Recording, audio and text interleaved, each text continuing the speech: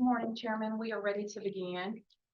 Thank you, Denisha, and board members. I apologize for the delay, more technical problems, and hopefully we can get through this without any. We may change the order up here a little bit to make sure that we handle the priority items first. But Denisha, would you please call the roll?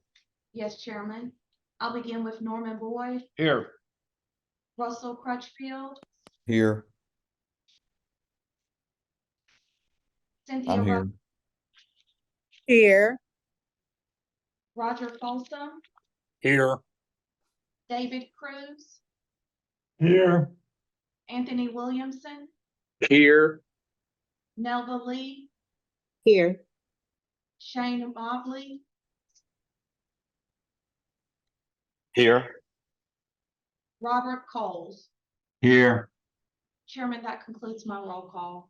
Thank you again. Apologize for the delays here, and thank everybody for joining. And we will move through the agenda, maybe in a little different order. But we're being asked today to address really 4 different items that will require board votes, 2 final and 2 initial adoptions. And I'm going to start with one of the initial adoptions for priority reasons here. To make sure that we get through this one and get a vote. And Lynette Rhodes on medical assistance plans, you may proceed, please.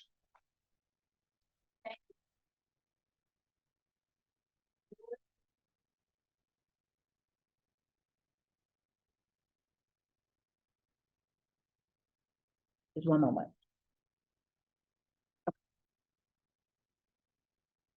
Thank you again.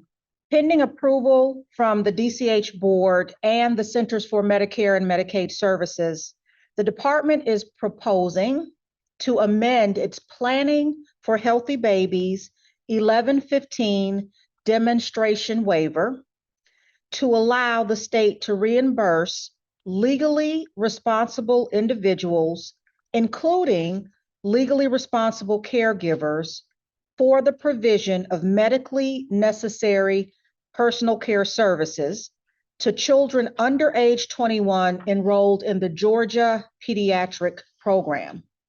By way of background, the Georgia Pediatric Program is an in-home nursing program designed to serve eligible members under age 21 who require medically necessary nursing care and personal support services. During the public health emergency, the department submitted a request to CMS to allow the state to reimburse legally responsible individuals, including family caregivers, for the provision of personal support services to children under age 21 enrolled in the Georgia Pediatric Program. CMS approved the request and subsequently extended this authority through March 31st of 2024 through the existing Planning for Healthy Babies 1115 demonstration. Accordingly, today, legally responsible caregivers are able to be reimbursed by enrolled GAP providers for the provision of personal care services. Due to the ongoing effects and impacts of the COVID-19 public health emergency, including the existing workforce shortage, the department intends to seek approval from CMS to continue this flexibility, thereby allowing legally responsible persons to provide personal care services to children under age 21 enrolled in the Georgia Pediatric Program. This amendment will not impact the current payment methodology for personal support care services, nor will it impact the program operations for the Georgia Pediatric Program. This proposed change is budget neutral. Additionally, this amendment will not impact the objectives and goals of the Planning for Healthy Babies demonstration waiver. As a reminder, this board recently approved the same provisions and authority for the 1915C NOW and COMP waivers. An opportunity for public comment will be held on December the 18th, 2023 at 1:00 p.m. via Zoom, and again on December the 21st at 11:30 a.m. via Zoom. Written comments are due on or before January the 16th, 2024. I will pause now for any questions or comments from the board. Question from the board for that, please. Hearing none, is there a motion for approval for initial adoption? Russell Motion. Crutchfield, motion to approve. Russell Crutchfield has moved for initial adoption approval. Is there a second? Second, Cynthia Rucker. Cynthia Rucker has seconded. All in favor say aye. Aye. Opposed? Abstaining? Hearing none, it is approved, Lynette. Thank you very much. Thank I you. think we'll take your second item and defer it here, and we'll have Brian come up and talk about the last item on the agenda right now for another initial adoption proposal. So Brian, would you, our senior attorney, will make this presentation. Thank you, Mr. Chairman. Good morning, Mr. Chairman, board members, commissioner. This morning, I present to you a proposed amended rule and regulation pertaining to certificate of need for your consideration for initial adoption. This is an amendment to specific review considerations for short-stay general hospital beds set forth in Rule 111-2-2-20. Through this amendment, the department seeks to create administrative efficiencies for short-stay general hospitals seeking to add beds in response to a closure of a short-stay general hospital affecting the community. For edification, a short-stay hospital is defined as a facility with an average length of stay of less than 30 days. This amended rule would provide urban and rural hospitals a more streamlined regulatory process to seek expansion of hospital beds following a hospital closure. Specifically, this amendment would allow the department to grant existing short-stay general hospitals an exception to the need and adverse impact standards set forth in the rule for facilities meeting one of three conditions. First, a facility in an urban or rural county seeking to add short-stay general hospital beds in response to a closure of a short-stay general hospital located within a 5-mile radius.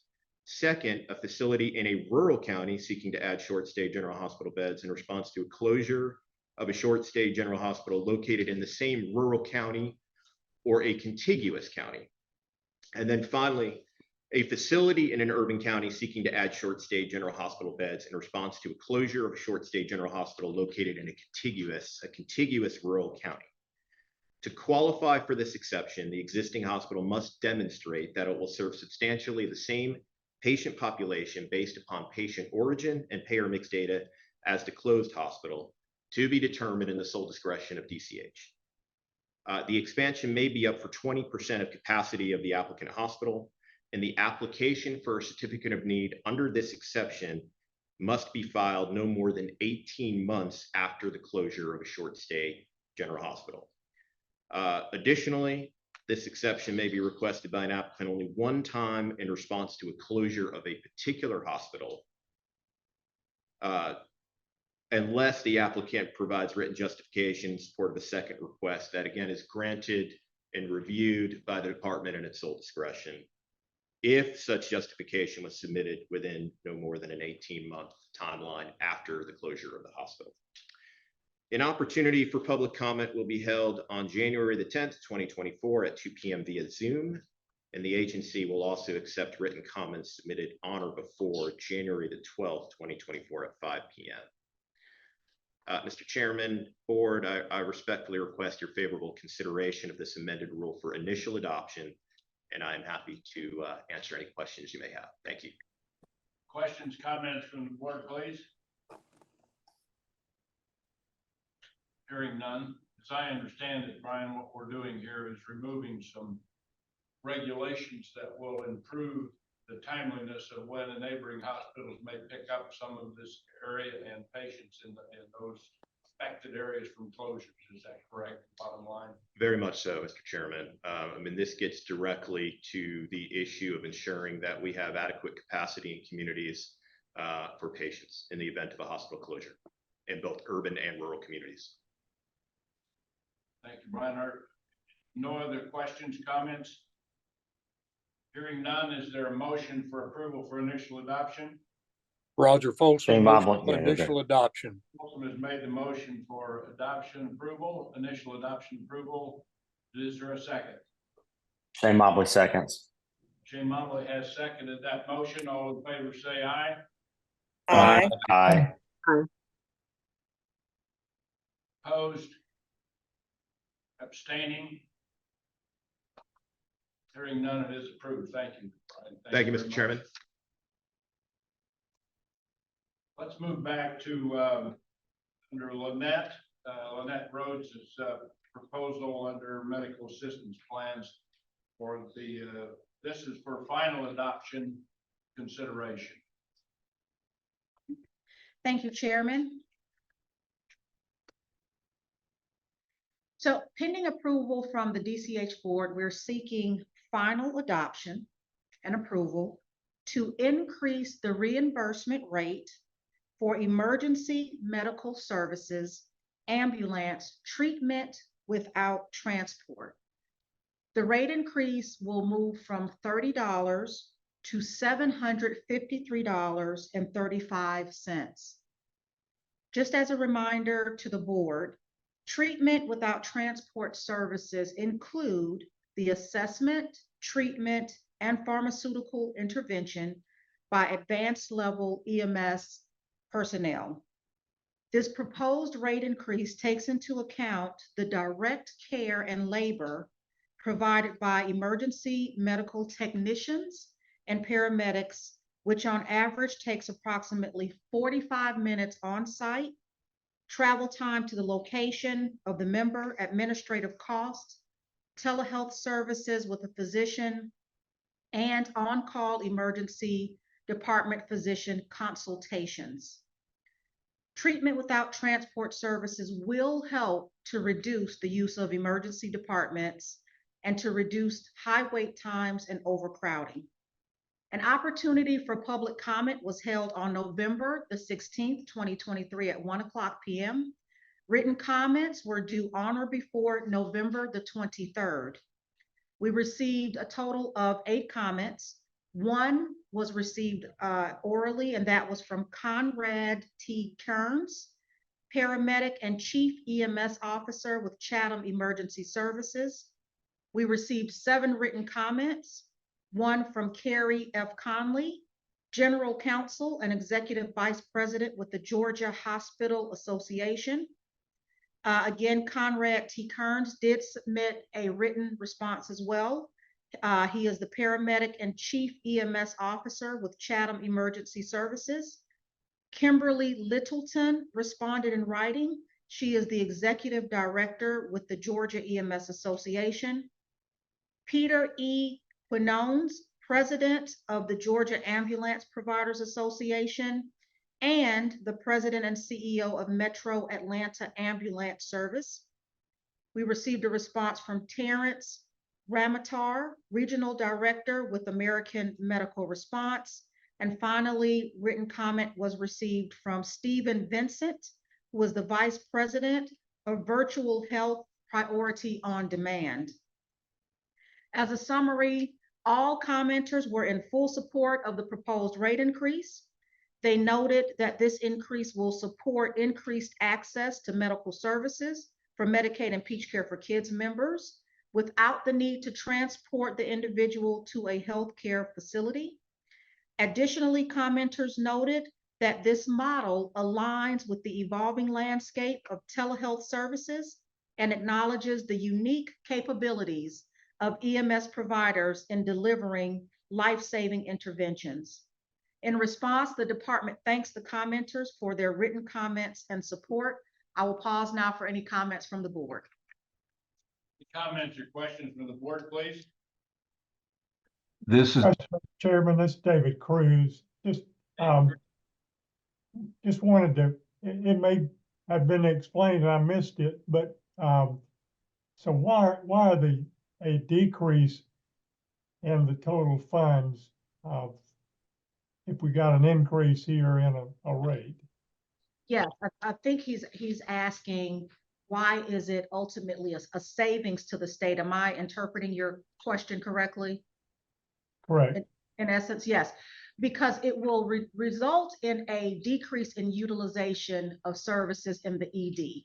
So whenever someone presents at an ED, the reimbursement rate for those services is always going to be higher. In this instance, because the person is being treated on site, most likely at their homes, it is not going to be as expensive. And then second, that individual is not having to be transported back to that ED. So it ultimately will result in a savings due to the decrease in utilization in the emergency department. Thank you. This is Dr. Coles. My question is simply, are the emergency services personnel trained adequately to define the question of, does the patient need to go to the hospital ED, or can they simply stay at home on site? Yes, they have the training and expertise in that area to know whether or not someone can be appropriately treated on site or if they need to be transported. Additionally, I'll add that they do consult while on site via telehealth with other physicians and other practitioners to help in making that decision. Thank you. Any other questions, comments? Hearing none, is there a motion for approval for final adoption? Motion for approval, Cynthia Rucker. Dr. Rucker has made the motion for approval for final adoption. Is there a second? Russell Crutchfield, second. Crutchfield is seconded. All in favor, say aye. Aye. Aye. Aye. Opposed? Abstaining? Hearing none, it is approved. And thank you. And I should point out that we appreciate, as board members, all the different responses you had in writing. We get copies of those and have had an opportunity to review those, and all the everything was a favorable as far as the public input. Thank you very much. Thank you, sir. Now we'll get back to the first item for consideration on our agenda. And Brian Dowd, you may proceed, please. Thank you, Mr. Chairman, Commissioner, and members of the board. At the November board meeting, DCH proposed to modify the state plan for Medicaid to allow for licensed professional counselors, licensed marriage and family therapists, and certified peer specialists to deliver services within federally qualified health centers, or FQHCs. The expansion of practitioners in FQHCs pending CMS and board approval would become effective November 10th, 2023, and is expected to be cost neutral. A public hearing on this change was held on November 16th, 2023, and written comments were due on or before November 23rd, 2023. We received 2 oral comments from the public hearing. They were from Ruth Scott, a licensed professional counselor from Coweta County School System, and Dr. Steve Livingston, the chair of Legislative and Governmental Affairs for the Georgia Association for Marriage and Family Therapy. Both the commenters were in support of the proposed change. Ms. Scott had additional comments that DCH should look at changes to the Children's Intervention School System service, or what we call CISS program within Medicaid. Ms. Scott requested that licensed professional counselors be allowed to diagnose according to their Practice Act within CISS, and requested that all Medicaid eligible children be allowed to receive CISS services, as opposed to now we have a criteria like a level of care for those services. Additionally, Mrs. Scott asked that CISS be expanded to include additional Medicaid billing codes such as group, crisis response, and psychosocial evaluations. So in response, DCH would like to thank the commenters for their comments and support. The comments made by Ms. Scott related to the CISS program are not in scope for this board presentation, but DCH is already in the process of researching and reviewing her comments for any future possible modifications to the CISS program. In addition to those 2 oral comments, we received 7 written comments. Those comments were from Dr. Steve Livingston, the Chair in Legislative and Governmental Affairs, Director for the Georgia Association for Marriage and Family Therapy, Catherine McLeod from the Chief Executive Officer from First Choice Primary Care, Catherine Lawler, the Chief Executive Officer of St. Joseph's Mercy Care, Cyril Kitchens, the Chief Executive Officer of Good Samaritan Health Center of Cobb, David Newton, the Behavioral Health Director of Georgia Primary Care Association, Carla Belcher, the Chief Executive Officer of Community Healthcare Systems, and Stephen Miracle, the Chief Executive Officer of Georgia Mountains Health. All commenters thanked DCH and the board for the proposed change and supported the proposed modifications to the Medicaid and Peach Care for Kids state plan to expand practitioners in FQHCs. DCH would like to thank the commenters for their written comments and support.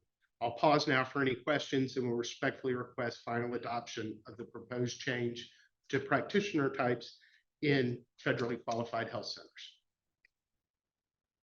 Questions, comments from the board, please? Hearing none, is there a motion for approval for final adoption? Motion for approval, David Cruz. David Cruz has made the motion for final adoption approval. Is there a second? Russell Crutchfield will second. Crutchfield has seconded. All in favor say aye. Aye. Aye. Opposed? Abstaining? Abstaining, Cynthia Rucker, gutter employee. Dr. Rucker has abstained from this vote. The record will show that in the minutes. With that, with the vote, it is approved. Thank you very much, Brian. Thank you, sir. That concludes the items that we were asked to consider for vote today. I now go back to the second item on the agenda, and that is the approval of the minutes of our meeting on November 9th, and ask if Dr. Rucker, our secretary, has had a chance to review those minutes and can recommend that they be approved. Chairman, I have reviewed the minutes for November the 11th, and I recommend for approval. And recommended that the minutes be approved as written. Is there a second to that? Roger Folsom. Roger Folsom has seconded that. All in favor say aye. Aye. Opposed? Abstaining? Hearing none, the minutes are approved. Thank you very much, Dr. Rucker. Now I'll move on to the agenda or the commissioner's report. Mr. Carlson, please. Thank you, Mr. Chairman. Obviously, I want to truncate my remarks a bit, given the delayed start, but I do want to kind of point out a couple of the items that just passed for final adoption. Thank you for the board's consideration on those. I'd encourage the public and everyone involved to take a deeper look at those. Both of those contain, principles, themes that are important to everyone: ER deterrence, good stewardship of taxpayer dollars and resources, improving access, and just a general common sense approach. I do want to thank our partners, our stakeholders, who oftentimes present these ideas, and then obviously in tandem with our own staff, that then sees them through and get those to this point, final adoption of the meeting. So I want to thank you all for participating in the process, and I also want to thank the department for that fine balance of a tremendous to-do list every day you show up for work, and somehow finding the bandwidth to entertain new ideas and new ways of doing things and seeing those through. I think that's what we're all here to do. So given the nature of the late start, thank you for everyone's patience I just want to thank everyone that has participated in all the public comments, all the public hearings. I continue to be so appreciative of the number of people who are attending or providing written comments, showing up, provide oral comments to include earlier this week.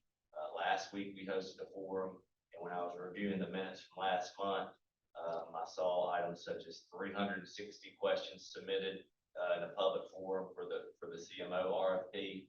And at one point, Ms. Rhodes in her presentation pointed out that there were 39 comments on one item, so many that added sensitivity to time, she didn't think it was right to go through them individually. And I think that's a great problem to have. So thank you for everyone participating in the process and out of sensitivity to time. I hope everyone has a great Christmas, a great new year.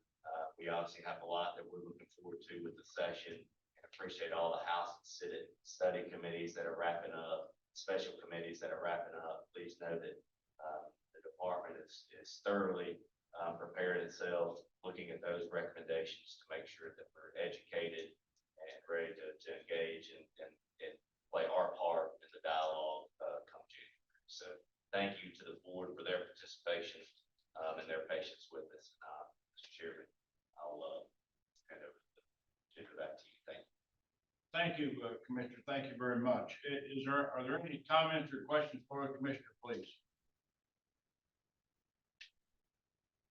Hearing none. Yes, Shane Mobley would like to say, I appreciate everything that the chairman and the commissioner, Denisha, is always a rock star, and the staff up there throughout the year, always helping us, keeping us on track and making sure we get all of our materials and in a timely manner. And I really appreciate it. I just want to wish everybody a Merry Christmas. Yes, Merry Christmas, everyone.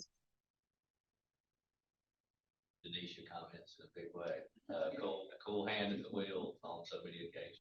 Thank you. Thank all of you for your patience today. And one item of alert here as we close the meeting, the January 11 meeting as currently scheduled, I've been advised by the commissioner, it might be possible that we have to push that meeting back a little bit or change the date on it. So for those of you who tuned in here, plus the board members, that'll be an alert for that notification. You will be notified in advance of any change for the January meeting that may take place. With that, does anyone know of any new business that needs to come before the board at this time?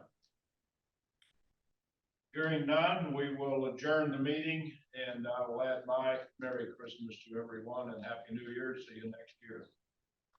Thank you. Thank you. Goodbye. Bye-bye. Thank you.